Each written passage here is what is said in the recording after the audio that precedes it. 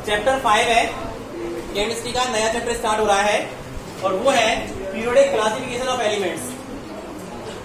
Periodic classification of elements या हम कह सकते हैं पीरियोडिक टेबल।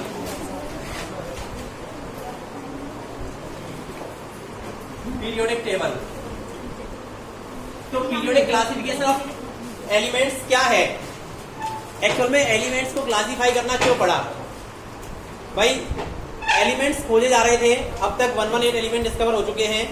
तो आप लोगों को पता होगा, हमें अगर चीजें व्यवस्थित नहीं है हमारे अंदर या हम कोई चीज को व्यवस्थित नहीं करते हैं तो क्या होता है, हमें बहुत ज्यादा समस्याओं का सामना करना पड़ता है। जैसे मान लो हम किसी भी चीज को खरीदने जाएं, है ना, या फिर हमारी बुक्स को ही देख लें या फिर हम किसी दुकानदार को देख लें, है ना, हम मान के चलो किसी दवाई की दुकान पे कोई दवाई लेने गए, है ना, तो उसने दवाइयों को अरेंज करके रखा हुआ है, ABCD के ऑर्डर में कर रखा हुआ है, अल्फाबेट के ऑर्डर में, या फिर किसके डिजीजेस के हिसाब से कर रखा होगा। आप लोग यहाँ तक कि मान लो किसी परचून की दुकान पे जाते हो, है ना, साबुन लेने जाते हो, है, तो क्या हुआ, उसने साबुनों को भी नहाने वाले अलग, धोने वाले अलग, उसमें भी ब्रांड के अलग, तो उसने क्या कर रखा है, उनको क्लासीफाई कर रखा है। रीजन क्या है? रीजन ये है ताकि वो उनको इजीली समझ सके और दूसरा टाइम को बचा सके, है ना। और अगर अचानक से उसको छुट्टी करनी पड़ गई तो कोई भी दुकान पे आ जाए तो वो भी उसको इजीली ढूंढ सके। क्लियर? आ रही समझ में? तो यही बात थी, जो एलिमेंट्स हैं वो डिस्कवर किए गए, है ना। जैसे एलिमेंट्स हैं, हाइड्रोजन है, हीलियम है, लिथियम है, बेरिलियम है, बोरॉन है, carbon, nitrogen, oxygen, fluorine, neon, है ना। तो इस तरह से ये जो एलिमेंट्स हैं, सबसे पहले इनके जो सिंबल दिए थे, पहले सिंबल कुछ अलग थे, है ना। जैसे फास्फोरस का सिंबल कुछ ऐसे था, है ना।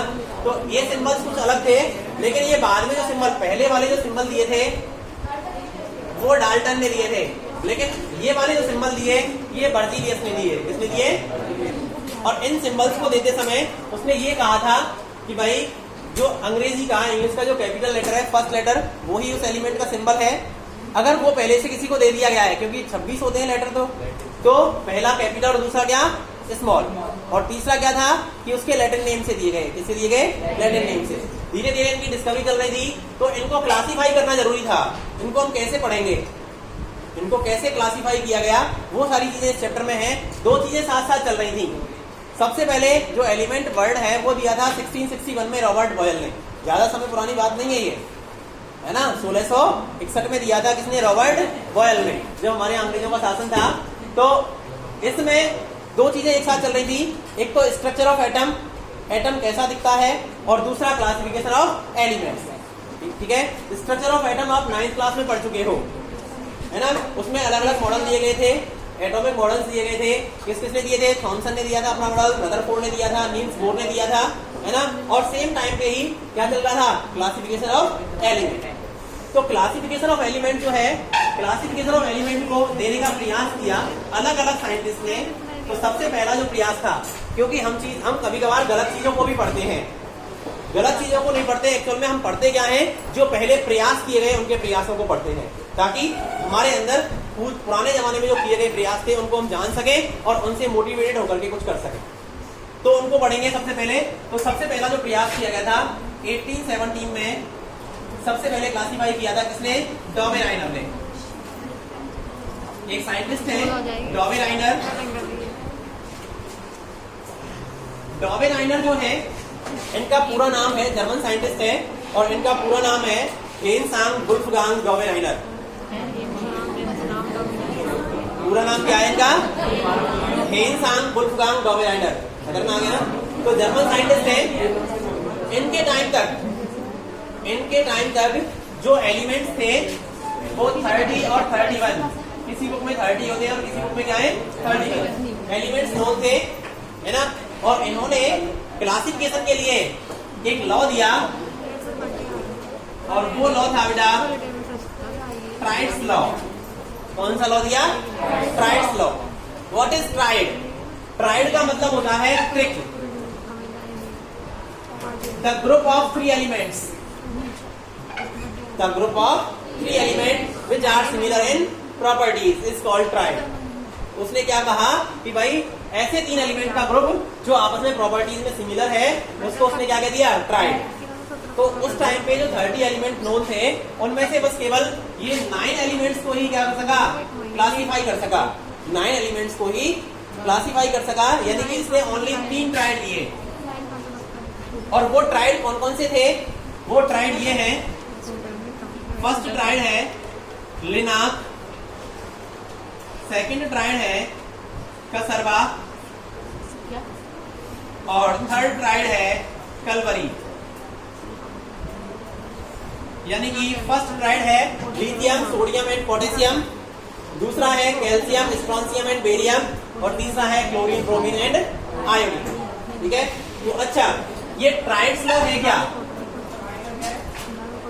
आयोडीन एटॉमिक नंबर 53, आयोडीन का एटॉमिक नंबर कितना होता है? 53। तो ट्राइड्स लॉ क्या है? ट्राइड्स लॉ है, मान लो हमारे पास 3 एलिमेंट हैं ABC, है ना, और इनके जो मास वैल्यू है इसकी 1 है, इसकी 2 है, इसकी कितनी है? 3। तो इसके ट्राइड्स लॉ के अकॉर्डिंग जो मिडिल एलिमेंट है उसकी मास वैल्यू अदर 2 एलिमेंट्स की मास वैल्यू का क्या होगी? एवरेज। अदर 2 एलिमेंट की मास वैल्यू क्या होगी? एवरेज। जैसे यहाँ पे हम देखें लिथियम की मास वैल्यू कितनी होती है? 7, है ना, और जो पोटेशियम है, पोटेशियम की मास वैल्यू क्या होती है? 39। तो अगर हमें सोडियम की मास वैल्यू निकालनी है तो कैसे निकालेंगे? इसका एवरेज, लिथियम और पोटेशियम की मास वैल्यू का एवरेज। तो यहाँ पे सोडियम की मास वैल्यू निकल के आ जाएगी, लिथियम की 7, पोटेशियम की 39, तो कितना आ गया? 23 AMU। भाई 46/2 हो गया, 23 AMU। AMU का मतलब क्या है? और अब इसको IUPAC ने चेंज करके क्या कर दिया है? इसका मतलब क्या है? यूनिफाइड। ठीक है ना, तो इस तरह से अब डॉवेनाइनर के पास कुछ कमियां रह गई। इसके बाद 1865 या 1866 में आए थे एक नेक्स्ट साइंटिस्ट और उनका नाम है न्यूलैंड्स। क्या है? न्यूलैंड्स। पूरा नाम है अलेक्जेंडर न्यूलैंड्स। पूरा नाम क्या है बेटा? Alexander Newlands. अलेक्जेंडर न्यूलैंड्स ने क्या कहा था? अलेक्जेंडर न्यूलैंड्स ने कहा था कि भाई उसके टाइम तक जो एलिमेंट थे वो एलिमेंट डिस्कवर थे कितने? 54। कितने थे? 54 एलिमेंट्स नोन थे। और उसने जो म्यूजिक टोन्स होती हैं, म्यूजिक टोन से क्लासिफिकेशन दिया, और जो बेटा आवाज नहीं, और जो रूल दिया वो था ऑक्टेट रूल। कौन सा था? ऑक्टेट रूल या law of octaves. Law of octaves. Octave जो लॉ है वो 2 तरह के हैं, एक तो स्टेबिलिटी के लिए और एक क्लासिफिकेशन के लिए। क्लासिफिकेशन का किसने दिया है? न्यूलैंड ने। और स्टेबिलिटी का किसने दिया है? कार्ल लुईस ने। किसने दिया है? कार्ल लुईस ने EDS भी दिया है। EDS का मतलब जानते हो? Electron dot structure. Electron configuration क्या होता है वो भी सिखाएंगे, वो 2 पीरियड का टॉपिक है अकेला। इलेक्ट्रॉन कॉन्फ़िगरेशन क्या होता है, इलेक्ट्रॉन डॉट स्ट्रक्चर क्या होती है, बॉन्ड कैसे बनते हैं, आयनिक बॉन्ड कैसे बनते हैं, कोवलेंट बॉन्ड कैसे बनते हैं, सबकोऑर्डिनेट बॉन्ड कैसे बनते हैं, वो सारी तुम्हारी क्लासेस में समझाएंगे। तो पहले ये लॉ ऑफ ऑक्टेव क्या था ये समझ लो। जैसे हिंदी म्यूजिक की टोन होती हैं क्या?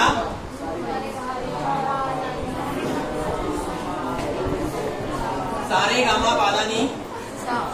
लेकिन ये तो अंग्रेज थे, इनको इनका क्या पता। तो इंग्लिश म्यूजिक की जो टोन्स होती हैं वो होती हैं डो, रे, मी, फा, सो, ला, सी। तो इन्होंने कहा था कि जैसे म्यूजिक टोन्स में जो फर्स्ट टोन है वो रिपीट होती है 8वीं टोन, सारे गामा पादानी सा, है ना, वैसे ही इसके क्लासिफिकेशन में जो 7 के बाद हर एक 8th एलिमेंट आएगा वो प्रॉपर्टीज में अपने पहले एलिमेंट के कैसा होगा? सिमिलर होगा। ठीक है ना। लेकिन इसने कुछ कमियां कर दी, बस इसका क्लासिफिकेशन कैल्शियम तक वैलिड था। कहां तक वैलिड था? कैल्शियम तक। और ये बहुत घमंडी था, इसने ये कह दिया कि भाई मेरे टाइम तक जितने एलिमेंट्स हैं वो हैं, अब इसके बाद कोई एलिमेंट डिस्कवर नहीं होगा। इसने डिसिमिलर एलिमेंट्स को एक साथ रख दिया, सिमिलर एलिमेंट्स को अलग अलग कर दिया प्रॉपर्टीज में। तो इस तरह से कुछ कमियां थी। उसके बाद में आए तुम्हारे नेक्स्ट साइंटिस्ट 1869 में, उन्होंने क्लासिफिकेशन दिया। और वो कौन थे? मेंडलीफ या मेंडलीफ, है ना? ठीक है, तो कभी आपको किसी बुक में एम लिखेगा और किसी में बी भी मिलेगा। तो मेंडलीफ या मेंडलीफ, तो ये साइंटिस्ट आए 1869 में और इन्होंने फर्स्ट पीरियोडिक क्लासिफिकेशन दिया। अगर बात आती है कि भाई फर्स्ट क्लासिफिकेशन किसने दिया, तो फर्स्ट क्लासिफिकेशन तो डॉबेराइनर ने दिया, एनसांग वुल्फगांग डॉबेराइनर ने, लेकिन फर्स्ट पीरियोडिक क्लासिफिकेशन किसने दिया? मेंडलीफ ने दिया 1869 में। और इसने पीरियोडिक लॉ दिया था 1871 में। इसका क्लासिफिकेशन एटॉमिक वेट के ऊपर डिपेंडेबल था, ठीक है ना? और सबसे लास्ट में जो मॉडर्न क्लासिफिकेशन दिया था वो किसने दिया था? हेनरी मॉजले। किसने दिया था? हेनरी मॉजले। कब दिया था? 1913। हेनरी मॉजले, रोजले और नाम ले तो फोजले। हेनरी मॉजले भाई